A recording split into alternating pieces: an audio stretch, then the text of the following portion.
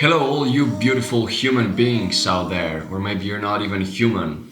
Welcome to my channel. I hope you're doing great. Before I start talking about anything today, I would like to announce something very special to me.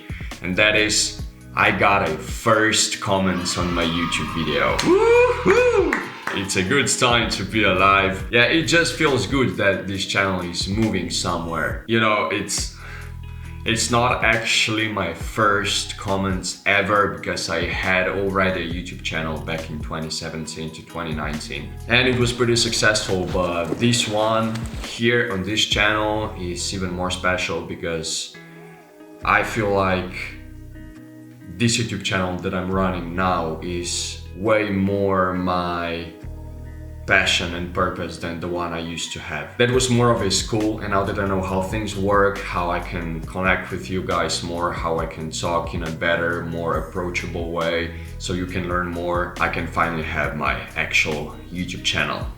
So my name is Urg and I'm here to help you become the best version of yourself, to start loving you, to know what you want in life, to just appreciate everything you already have but don't know about it. Today I would like to do kinda like a tutorial, but also just a commenting video about self-love, how to love yourself, because I strongly believe that everything you do, everything out there originates from you, from your deeper self, from your true self. And so if this true self right here, your inner child, I don't know what you want to call it, isn't healed and isn't loved and being encouraged to pursue your dream, then you won't enjoy your life and you'll be struggling and forcing things around you, which isn't great.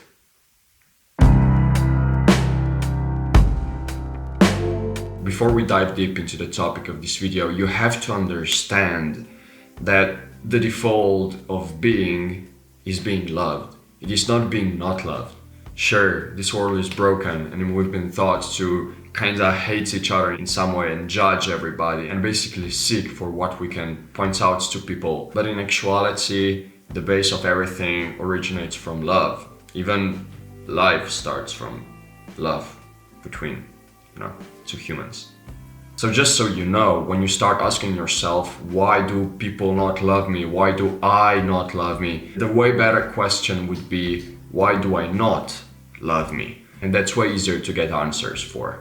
I would say that the origin of all these blockages we have that are kind of disconnecting us from feeling fulfilled, loved, if you will, is all these child past traumas. And we have to understand that it is definitely not our fault that we feel this way. The main parent's role should be to show love to their kids, unconditional love, not by saying, okay, do this and that, and when child does it, you're like, oh, you're such a good child. No, like this is in the first place wiring child's brain to thinking that he/she needs to do something in order to feel loved. But that's completely missed. That's like absurd. It's so absurd, and it's even absurd that people don't think about it. Unconditional love means that no matter what you do, no matter how much you f up your life, and no matter where and what you will fail, you can always come home and be here and feel safe. Goddamn, these things are self-explanatory, aren't they? They sure don't appear to be in our society. Fuck. I wasn't recording vocals, how is that? Gotta be kidding me. So now that we know the approximate origin of all these blockages we have that keep us from loving ourselves, now I'm gonna have a better audio. Because I wasn't recording it earlier. Why do you need all these fancy mic audio equipment if you're not using it correctly? Just use your phones to record your videos. As I said earlier, we by default already love ourselves, but our thinking mind thinks and believes that we aren't good enough. And because we believe we aren't good enough, we will seek for things that will make us worthy. But by seeking outside ourselves for these external things that will make us feel like, okay, now that I did this, now I can finally love myself and accept myself. Now I'm worthy. We are just searching for the things in our minds instead of focusing on the blockages that are actually within us. Like right here, this is where the problems are, not around ourselves. You can earn like $100 million. You can do so much good for other people. You can help homeless people, kids in Africa, like just anything you can possibly imagine. If you will not believe you are worthy without all these things, you will never be able to love yourself. Minds work in a way that there's nothing enough for us. There will never be enough money, never enough traveling. It's always more and more and more. That's the basis of survival, because obviously the more you have, the better chances of you surviving are. But we don't live in those times anymore. Like, we are safe. If you're lucky enough, you live even in a country which will take care of you financially, even if you're homeless. And so by wanting more and more and more, it's the same thing by searching for these external things out there, which we believe will make us feel worthy. We will always want more. We will never feel like, okay, now that I've come to this level, now I'm good enough. No, it doesn't work like that. That's what brains are. But there's another, even more powerful thing that we have, and that's our heart, the center of our beings. Don't confuse it with an actual heart. I mean, I'm sure there's some correlation to like this organ that's pumping blood through our body, but I would feel like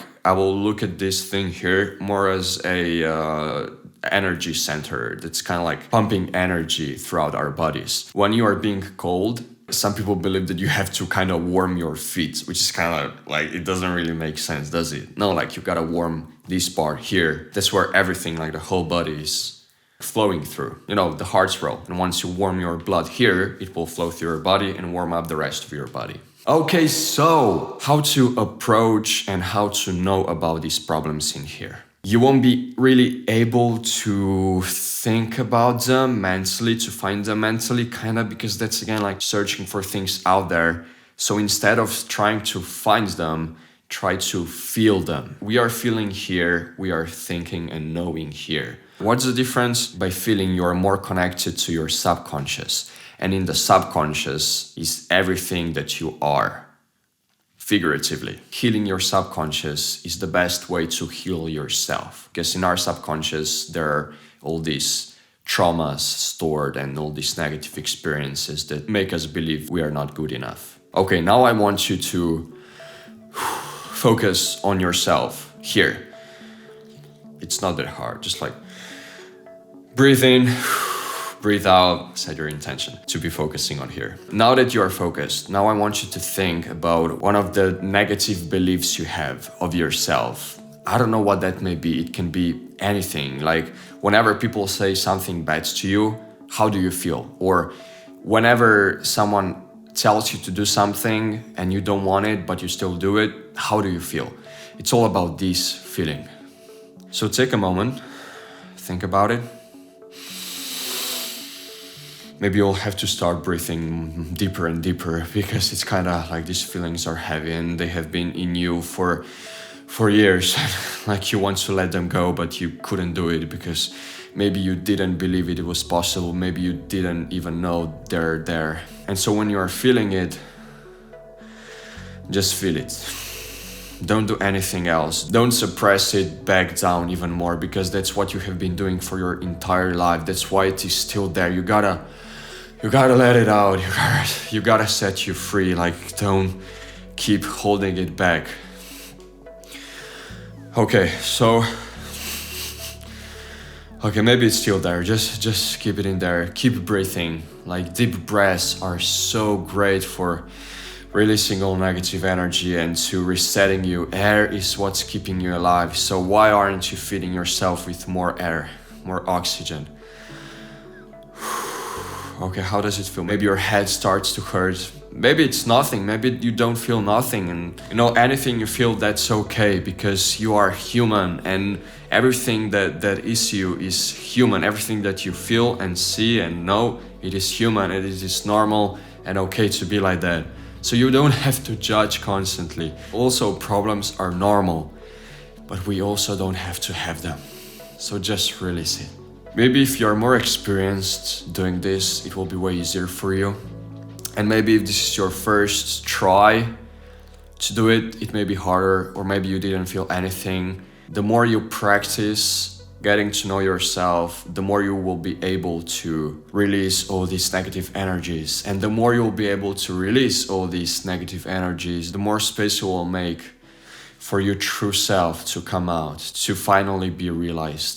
I strongly believe that the most suffering we are experienced is due to not being our true selves, not listening to our inner child who wants to do things, but we are like, no, this is not who I am. I'm this and that and that. Because people told me and I believed them. The more we kind of suppress this childlike energy inside us, which is basically the ultimate engine which could drive us like to infinite places and help us achieve infinite things. So to answer the question, how do I love myself? You start loving yourself by releasing all these negative energies inside you, because these negative energies inside you make you feel you are not worthy, but you are worthy. Stop searching for all these things to please others, to please you. No, stop fucking do it. Instead, start searching for reasons why you are searching for all these things. Thanks so much for watching. I love you and you love yourself too. You just don't know it yet, but if you do, like, heck yeah, like, ooh, you're there. Like, that's it. Like, the rest of your life will just come in its place on its own. Thanks so much for watching, and I'll see you in the next video.